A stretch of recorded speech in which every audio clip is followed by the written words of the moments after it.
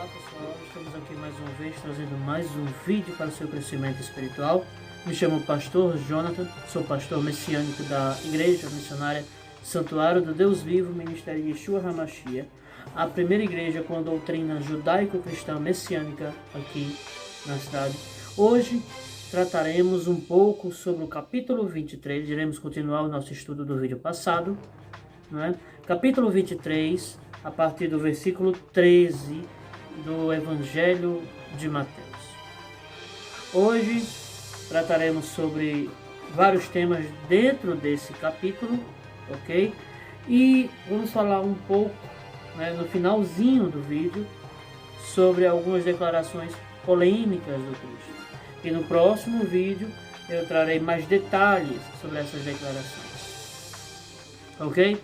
Então peço a você que deixe o seu like, compartilhe, se inscreva em nosso canal, nos ajude, que isso vai fazer com que o nosso canal cresça ainda mais e que mais pessoas possam assim ouvir o Evangelho do Reino ensinado por Yeshua e pelos apóstolos. Vamos dar início aqui, capítulo 23, versículo 13, diz assim: Mas, ai de vós, escribas e fariseus hipócritas, pois que fechais aos homens o reino dos céus, e nem vós entrais, nem deixais entrar aos que estão entrando. Olha que declaração forte do Senhor Yeshua. Ele aqui está começando a dar o primeiro de 7 ais, 7 condenações para os fariseus. E qual era uma delas?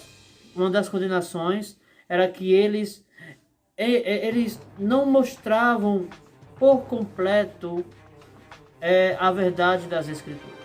Eles mostravam as Escrituras misturadas com suas tradições. Aí vamos entender um pouquinho aqui.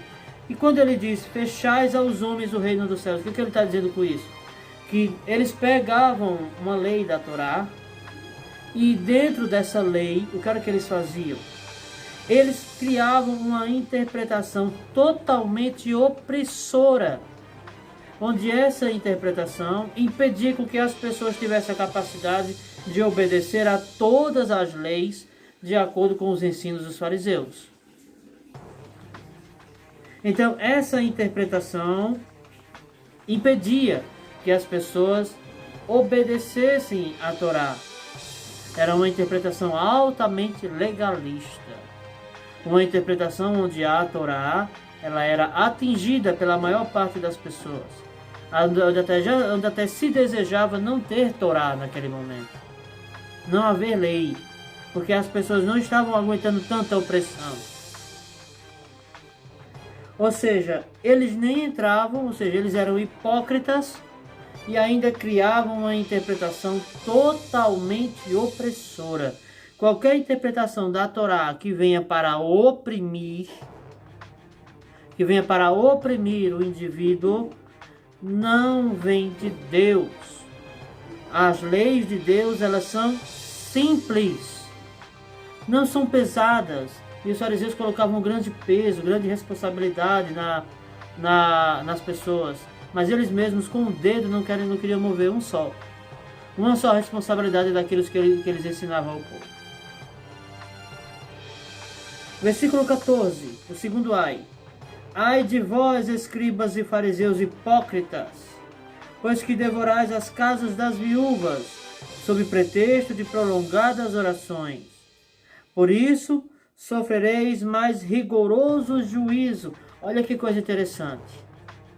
Eles faziam orações enormes, longas orações, na casa de mulheres viúvas, de mulheres que não tinham quase nada, que muitas vezes eram sustentadas pelos seus filhos.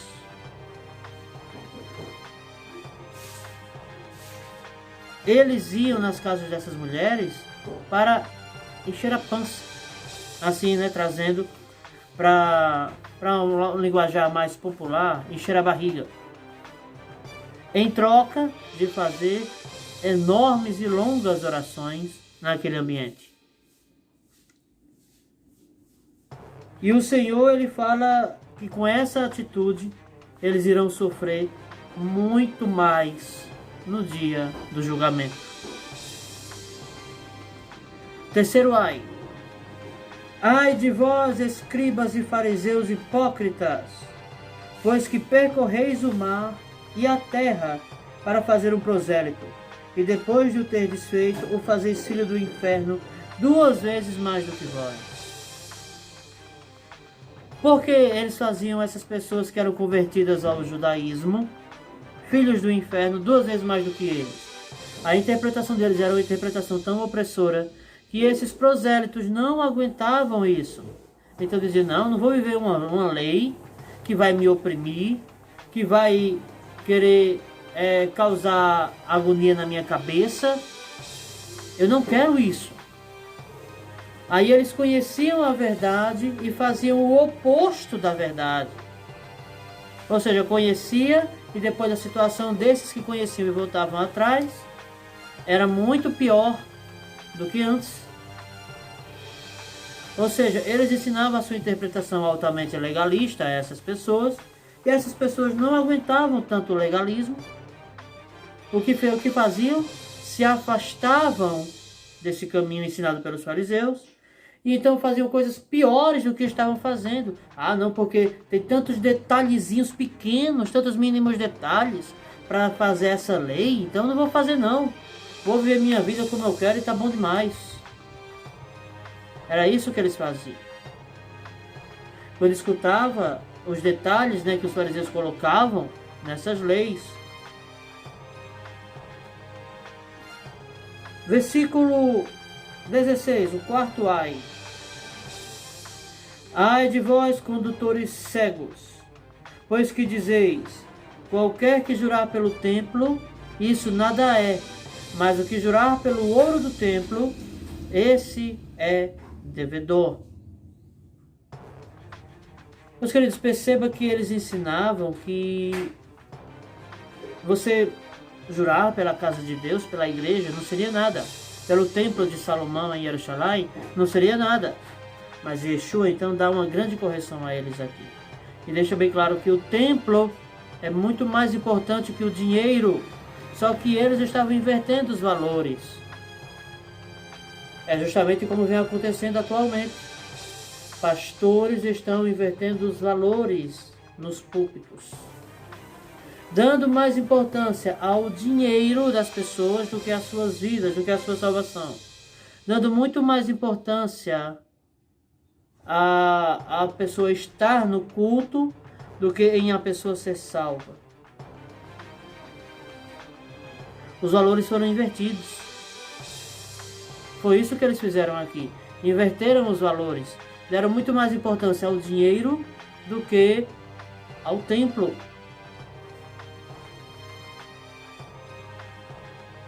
Versículo 17. Insensatos e cegos, pois qual é maior, o ouro ou o templo que santifica o ouro?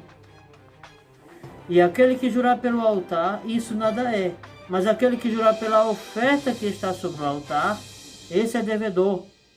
Insensatos e cegos, pois qual é maior, a oferta ou o altar que santifica a oferta? Portanto, o que jurar pelo altar, jura por ele e por tudo que sobre ele está.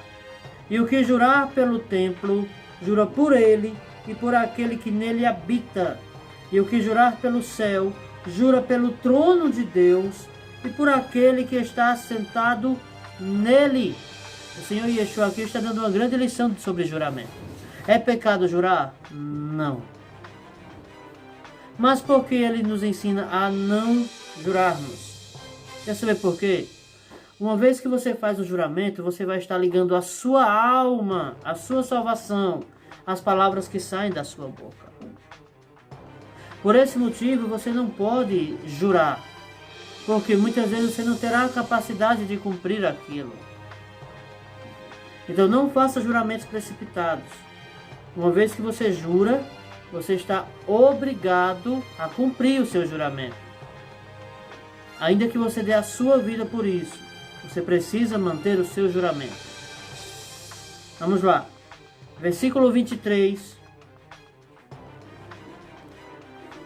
Ai de vós, escribas e fariseus hipócritas, pois que dizimais a hortelã, o endro e o cominho, e desprezais o mais importante da lei, o juízo, a misericórdia e a fé. Deveis, porém, fazer estas coisas, e não omitir aquelas. Ou seja, olha a ordem do Senhor. A ordem que Ele tem dado aqui é a seguinte: dizime, dê seus dízimos no templo, mas não omita as partes mais importantes da lei. E o que são as partes mais importantes da lei? O juízo, a misericórdia e a fé. O julgamento reto, a misericórdia e a fé no Criador. Agora, o interessante é que o Senhor ele fala sobre não omitir. E eles estavam omitindo. Hoje, pastores estão omitindo a verdade de seus membros, falando aquilo apenas que eles querem que eles ouçam. Por quê, irmãos? Se falar a verdade, a igreja não permanece aberta. Se falar a verdade, a igreja jamais vai permanecer aberta. Precisamos compreender. Aqui estão alguns resultados da web. Precisamos compreender, meus queridos, que as Escrituras, elas nos ensinam o caminho. Se Yeshua diz que não se deve omitir, os pastores hoje estão omitindo. Estão omitindo, dizendo parte das Escrituras e outras partes eles descartam. Aquilo que convém à doutrina da igreja, eles aceitam, mas aquilo que não convém, eles jogam fora. E isso chama-se omissão. Conhecem a verdade, sabem que o evangelho que eu mostro para vocês em toda essa série é verdadeiro, mas não passam essas verdades para vocês. Jamais irão passar, porque o objetivo deles não é ganhar almas para a salvação, é ganhar almas para a igreja, para que possa ter dinheirinho na mão. Esse é o real objetivo. Não se deve agir com omissão. Omissão, principalmente das Escrituras, jamais. As Escrituras são sagradas, elas são santas. Tudo deve ser falado, não apenas partes que convêm à igreja. Tudo. Deixe de medo, deixe de covardia e fale tudo o que está escrito. Vamos para o versículo 24. Condutores cegos, que coais um mosquito e engolis um camelo. Ai de vós, escribas e fariseus hipócritas, pois que limpais o exterior do copo e do prato, mas o interior está cheio de rapina e de intemperança. Olha a atitude dos fariseus. Eles eram bonitos por fora, todo limpinho, vestes limpas, todos perfumados, bonitinho, aquele cheirinho gostoso de mirra. Chegava no templo todo limpinho, todo bonitinho, mas o Senhor Yeshua deixa claro: eles são hipócritas. São sepulcros caiados, sepulcros bonitos por fora, mas por dentro cheios de imundície. Está muito diferente atualmente? Quantos pastores não estão agindo como esses fariseus aqui? Não estão nem aí se você é condenado, se você é salvo. O tamanho do seu privilégio na igreja é o tamanho do dízimo que você dá. Tá diferente? Não. Vamos lá. Versículo 26. Fariseu cego. Limpa primeiro o interior do copo e do prato, para que também o exterior fique limpo. Ai de vós, escribas e fariseus hipócritas, pois que sois semelhantes aos sepulcros caiados, que por fora realmente parecem formosos, mas interiormente estão cheios de ossos de mortos e de toda a imundícia. Assim também vós, exteriormente, pareceis justos aos homens, mas interiormente estáis cheios de hipocrisia e de iniquidade. Pessoas que só falam em seus cultos em dinheiro. Dinheiro, todo fim de mensagem é dinheiro, dinheiro, dinheiro, dinheiro. Isso é hipocrisia. Isso é mentira. Isso chama-se interesse financeiro no que você tem. Essa é a verdade. Pastores que muitas vezes você vai para a igreja dele há vários anos. Quando você para de ir uma vez, nem na sua casa ele aparece. Já aconteceu comigo. Você deixa de ir uma semana, duas, nem na sua casa ele aparece. Por que será? Sabe por quê? A resposta é simples. Só o seu dinheiro que é importante para ele. Você não. Vamos continuar aqui. E ele sabe que só terá o seu dinheiro se você for à igreja dele, se você estiver satisfeito com a igreja dele. Então o que é que ele vai? O que é que ele faz? Depois de um bom tempo sem aparecer na sua casa, ele vai e vai lhe fazer uma visita. Mas primeiro, segundo, terceiro dia que você não for à igreja, uma semana apenas, não está nem aí para ele procurar. Na primeira semana que você deixa de ir para a igreja, nem na sua casa vai saber o que houve. Meus queridos, iniquidade, falta de amor.